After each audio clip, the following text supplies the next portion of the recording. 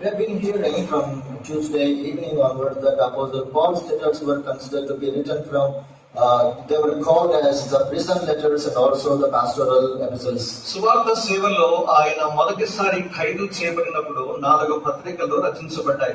While he was ministering the gospel and while he was in the prison, at least 4 epistles he has written. ఎఫెసీ, Philippi, కొలస్సీ మరియు Philemon. Ephesians, Philippians, Colossians and Philemon. తర్వాత విడిపించబడ్డాడు. ఆ సందర్భంలో తిమోతికి రాసిన మొదటి పత్రిక మరియు తీతుకు రాసిన పత్రికలు రాసినట్లుగా చూస్తాం. After he has been released, he has written First Timothy and also Titus.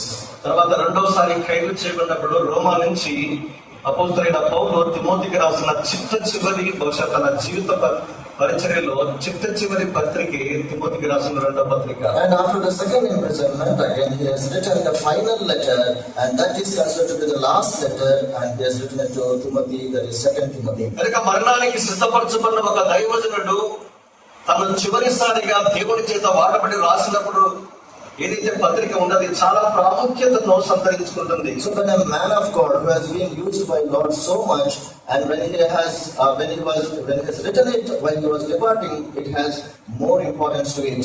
అపోస్తలుడైన పౌలు తన చివరి మాటలను ఈ 4 అధ్యాయంలో పొందుపరచడం విశేషం. So Apostle Paul, whatever he has thought, he has got the thoughts in him, he has put in his final 4 letters.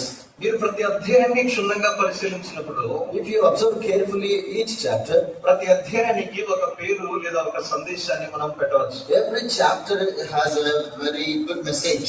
మీరు చూడండి, తెలుగులో మొదటి అధ్యాయం 8-10 వచనాలు కలిసి ఉన్నాయి. ఇంగ్లీష్ లో 9వ వచనం ఉంటుంది. ఆయన తన కృపను బట్టి మనలను పిలిచి తన పరిశుద్ధమైన పిలుపుతో మనలను పిలిచెను.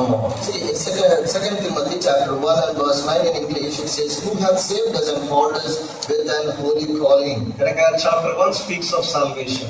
మొదటి అధ్యాయం రక్షణ గురించి మాట్లాడుతుంది. రెండవ అధ్యాయం కీలకంగా 21వ వచనాన్ని మనం తీసుకున్నప్పుడు, second chapter verse 21 if you see, ఎవడైనాను వీటిలో చేరక తను తాను పవిత్రపరచుకుని ఎడల వాడు పరిశుద్ధపరచబడి యజమానుడు వాడుకొనగా అర్హమై ఘనత నిమిత్తమైన పాత్ర అయ్యుండును. Second Timothy 2:21, if a man therefore purge himself